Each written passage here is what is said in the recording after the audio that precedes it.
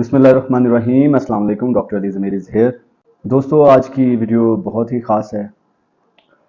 आज की video specially उन लोगों के लिए है, उन स्टूडेंट्स के लिए जो एमबीबीएस कर रहे हैं या फिर जो डॉक्टर्स फ्रेश ग्रेजुएट्स हैं जो हाउस जॉब कर रहे हैं या कर चुके हैं। पाकिस्तान में जितने भी इंस्टीट्यूट हैं, अक्सरियत में ऐसा होता है कि कैरियर काउंसलिंग नहीं की जाती।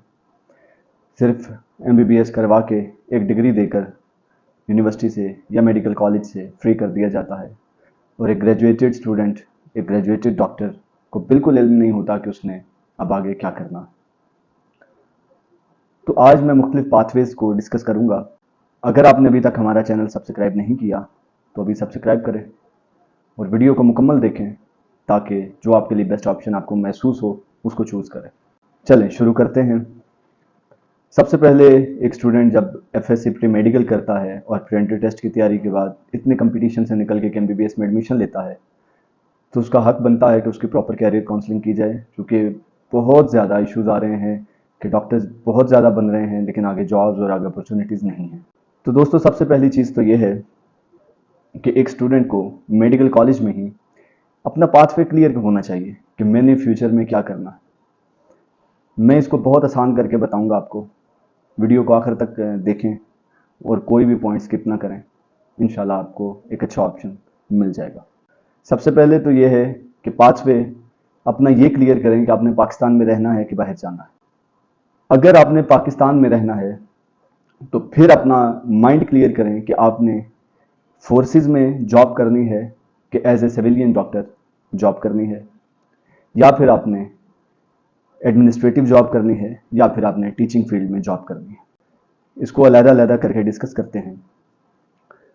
सबसे पहले ये है कि अगर आप फोर्सेस में जाना चाहते हैं तो थर्ड ईयर एमबीबीएस में इसके बारे में सारा नॉलेज इकट्ठा कर लीजिए, क्योंकि फोर्थ ईयर में या फाइनल ईयर एमबीबीएस में आपको as a M cadet exam देना पड़ेगा।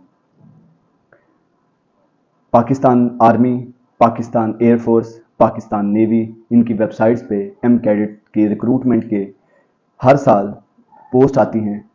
आप उसमें ज्वाइन करें। इनके रिक्रूटमेंट सेंटर्स हैं जो मुख्तलिफ शहरों में हैं, लाहौर में, क्वेटा में, एबटाबाद में, पिंडी में, मुख्तलिफ शहरों में इनके रिक्रूटमेंट सेंटर बने हैं। अपने करीबी सेंटर को मार्क करें और वहाँ जाके उनका एक रिटन एग्ज़ाम दें जो कंप्यूटराइज बेस होगा और एमसीक्यूज बेस होगा। उसके बाद वो फिर पास करने के बाद आपका इंटरव्यू लेंगे, फिजिकल लेंगे और एक बाकायदा तरीके से आपको सेलेक्ट करेंगे। फिर आप एमबीबीएस कंप्लीट करने के बाद उनके इंस्टीट्यूट में ही हाउस जॉब करेंगे और डायरेक्ट आप आर्मी में कैप्टन डॉक्टर या नेवी में लेफ्टिनेंट डॉक्टर इस पोस्ट पर आप डायरेक्टली आके बैठेंगे। अब इसमें फ़ायदा भी ये है कि फैसिलिटीज़ बहुत ज़्यादा मिलती हैं। एक यंग डॉक्टर के पास एक इज़्ज़तदार डिग्री के साथ एक इज़्ज़तदार प्रोफेशन भी होता है। फिर इसके नेगेटिव पॉइंट्स भी हैं कि आपको पोस्टिंग बार बार करना पड़ती है। बिल्कुल जैसा वो चाहते हैं वैसा करना पड़ता है। स्पेशलाइजेशन के भी ऑप्शंस हैं। उसमें यह है कि उनको जो ज़रूरत होती है उसके मुताबिक आपको स्पेशलाइजेशन करवाएंगे। दूसरा पाथवे आता है कि आप टीचिंग फील्ड में जाना चाहते हैं तो एमबीबीएस कंप्लीट करने के बाद बहुत ज़्यादा डिग्रीज हैं।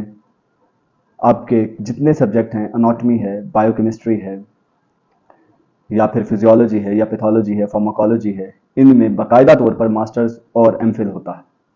तो ये 2-2 साल की डिग्रीज हैं। ये कंप्लीट करने के बाद आप क्लिनिकली उसको अप्लाई तो नहीं कर सकते, लेकिन एक अच्छे इंस्टीट्यूट में किसी भी मेडिकल कॉलेज में एज ए लेक्चरर आप काम कर सकते हैं। फिर तीसरा ऑप्शन आता है एडमिनिस्ट्रेटिव जॉब्स का। उसके लिए ज़रूरी है कि आप हाउस जॉब करने के बाद MPH 2 साल का मास्टर्स इन पब्लिक हेल्थ, वो मुख्तलिफ यूनिवर्सिटीज़ हैं, आप इंटरनेट पे देखें आपको बहुत ऑप्शंस मिलेंगे और बहुत ईजी डिग्री है। आप MPH करने के बाद administrative jobs, AMS, MS, drug inspector, ये मुख्तलिफ एडमिनिस्ट्रेटिव जॉब्स हैं जो आप कर सकते हैं। फिर पाकिस्तान में एक पाथवे आता है क्लिनिकल साइड, जिसमें हम काम कर रहे हैं। क्लिनिकल साइड में आप एज ए जीपी काम कर सकते हैं, जनरल फिजिशियन। हाउस जॉब के फ़ौरन बाद आप एज ए जनरल फिजिशियन काम कर सकते हैं। मुख्तलिफ प्राइवेट हॉस्पिटल्स में as a medical officer privately आप काम कर सकते हैं, और अगर आपके पास इन्वेस्टमेंट है तो आप अपना क्लिनिक भी बना सकते हैं। लेकिन अगर आप कंसल्टेंट बनना चाहते हैं तो उसके लिए आपको पार्ट 1 का एग्ज़ाम देना पड़ेगा। FCPS पार्ट 1 या MRCP, कोई भी ऐसी डिग्री आपको पार्ट 1 का एग्जाम, मैं इसलिए जल्दी कर रहा हूँ क्योंकि ये सारी डिग्रीज, इन सब की पढ़ाई बिल्कुल एक तरह से है, एग्जाम का पैटर्न तकरीबन मिलता जुलता है और ये आपकी लक है, जैसे ही आप जिस फील्ड में जाना चाहते हैं उसका पार्ट 1 दें। इसमें मुख्तलिफ ऑप्शन हैं, आप मेडिसिन में जाना चाहते हैं, सर्जरी में जाना चाहते हैं, या आप गायनी में जाना चाहते हैं, या पीड्स में जाना चाहते हैं, एनेस्थीसिया में जाना चाहते हैं, तो ये मुख्तलिफ फील्ड्स हैं, आप इनमें स्पेशलाइजेशन कर सकते हैं, पार्ट 1 का एग्ज़ाम दे सकते हैं। और फिर यह है कि इनकी सब स्पेशलिटी भी आती है कि जैसे आप पार्ट 1 मेडिसिन में दे के उसके बाद कार्डियोलॉजी में, नेफ्रोलॉजी में, गैस्ट्रोएंट्रोलॉजी में, या मुख्तलिफ फील्ड्स हैं उसमें आप मेडिसिन के रिलेटेड जा सकते हैं। और ऐसे सर्जरी में भी आप general surgery, orthopaedic surgery, neuro surgery और spinal cord surgery, neuro surgery, ये इकट्ठी तकरीबन होती हैं, तो थोरेसिक सर्जन होते हैं, तो आप इसमें जा सकते हैं। फिर ये है कि पार्ट 1 क्लियर करने के बाद आपकी सेंट्रल इंडक्शन पॉलिसी के तहत आपकी फिर वो 4 साल की या 5 साल की ट्रेनिंग होती है। 4 साल की ट्रेनिंग के बाद आप कंसल्टेंट डॉक्टर होते हैं। उसके बाद आप कंसल्टेंट के तौर पर किसी भी प्राइवेट हॉस्पिटल में भी काम कर सकते हैं और एज ए कंसल्टेंट आप गवर्नमेंट जॉब भी कर सकते हैं। ये पाथवेज थे पाकिस्तान के। लेकिन अगर आप बाहर जाना चाहते हैं तो अपना पाथवे पहले क्लियर कर लें कि जाना किस मुल्क में। तो 2 मुल्क ऐसे हैं जहां पर आप एग्जाम के बगैर जा सकते हैं। आपने बिल्कुल ठीक सुना है, 2 मुल्क ऐसे हैं जहां पे पाकिस्तान डॉक्टर्स एग्जाम के बगैर जा सकते हैं। पहला आयरलैंड है और दूसरा मालदीव्स है। आयरलैंड और मालदीव्स के लिए आपको अपने डॉक्यूमेंट्स वेरीफाई करवा के अप्लाई करना पड़ता है और वहाँ पे जॉब ढूंढना पड़ती है। और जैसे जॉब आपको मिल जाती है, वहाँ पे मुख्तलिफ एजेंसीज भी बनी है जो आपको जॉब अपॉर्चुनिटीज़ देती हैं और जॉब ऑफर करती हैं, आप उनके थ्रू भी जा सकते हैं। ये कुछ एजेंट्स भी होते हैं जो ये काम आपका करते हैं। उसके अलावा ये है कि आप कहते हैं कि नहीं मैं एग्ज़ाम देना चाहता हूँ, तो फिर आप USMLE दे सकते हैं अमेरिका के लिए। US के लिए आपको USMLE देना पड़ेगा, जो कि काफ़ी एक महंगा एग्ज़ाम है। UK के लिए आपको प्लैब देना पड़ेगा और ऑस्ट्रेलिया के लिए आपको ऑस्ट्रेलियन मेडिकल काउंसिल के 2 एग्जाम हैं, AMC पार्ट 1 पार्ट 2, ऐसे प्लैब 1 प्लैब 2, ये मुख्तलिफ एग्जाम्स हैं। आपको AMC का एग्जाम ऑस्ट्रेलिया के लिए देना पड़ेगा। ये था इंग्लिश कंट्रीज़ में जाने का तरीका। लेकिन अब आता है यूरोप में जाने का तरीका। तो यूरोप की मुख्तलिफ कंट्रीज़ हैं, ये मुझे कमेंट बॉक्स में बताइएगा आप जिस कंट्री में जाना चाहते हैं, मैं उसकी एक अलग से वीडियो भी ज़रूर बनाऊँगा। यूरोप में लैंग्वेज बैरियर एक बहुत बड़ा मसला है, लेकिन यूरोप जाना आसान है और वहाँ पे सैलरीज भी डॉक्टर्स की बहुत अच्छी हैं। लेकिन लैंग्वेज बैरियर है कि आपने जिस कंट्री में भी जाना है आपको उधर की ज़ुबान आनी चाहिए। फॉर एग्जांपल अगर आप जर्मनी जाना चाहते हैं तो आपको डॉइचलैंड की लैंग्वेज जर्मन आनी चाहिए। और कम से कम जिस मुल्क में भी जाना है, इसके 6 लेवल होते हैं लैंग्वेज के, A1, A2, B1, B2, C1, C2, तो कम से कम B2 लेवल तक आपको वो ज़ुबान सीखना पड़ती है।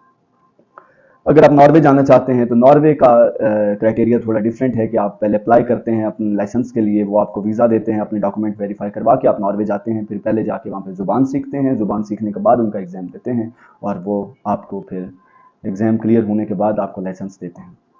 अगर आप जर्मनी जाना चाहते हैं तो जर्मन लैंग्वेज पहले सीखिए, फिर अपने डॉक्यूमेंट्स जर्मन ट्रांसलेट करवाइए। उनके एक मुख्तलिफ अदारे होते हैं, उन अदारों से ट्रांसलेट करवा के अपने डॉक्यूमेंट्स, उसके बाद आप अप्लाई करते हैं जर्मनी के लिए।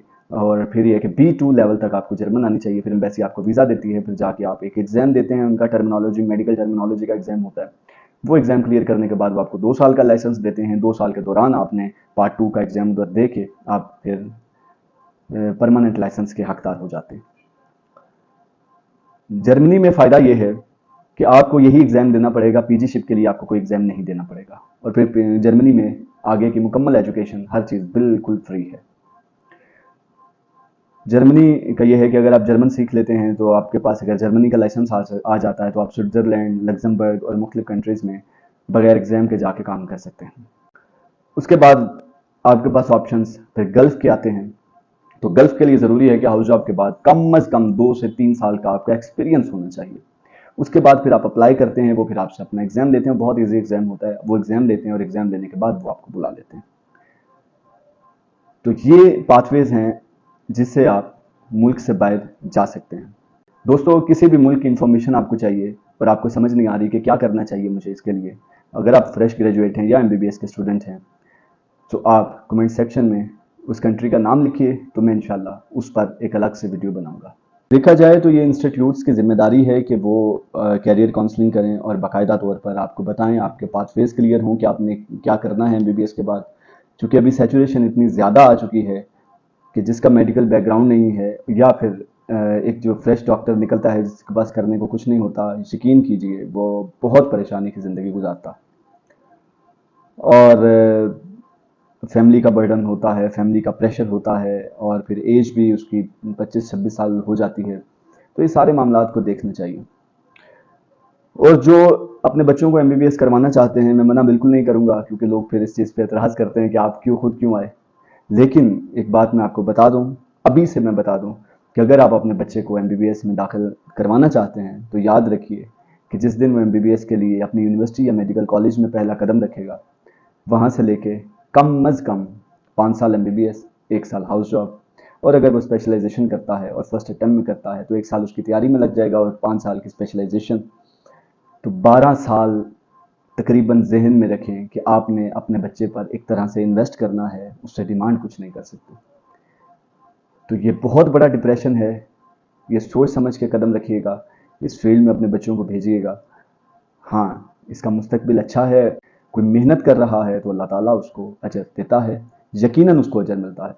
तो दोस्तों, जो भी करिए सोच समझ के करिए।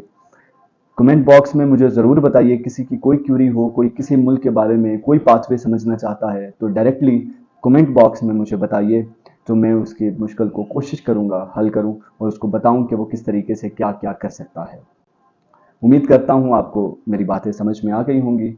अगर आपने चैनल सब्सक्राइब नहीं किया था तो अभी सब्सक्राइब करें, तो मैं इंशाल्लाह आइंदा इन टॉपिक्स पे भी वीडियोस बनाऊंगा। Thank you very much.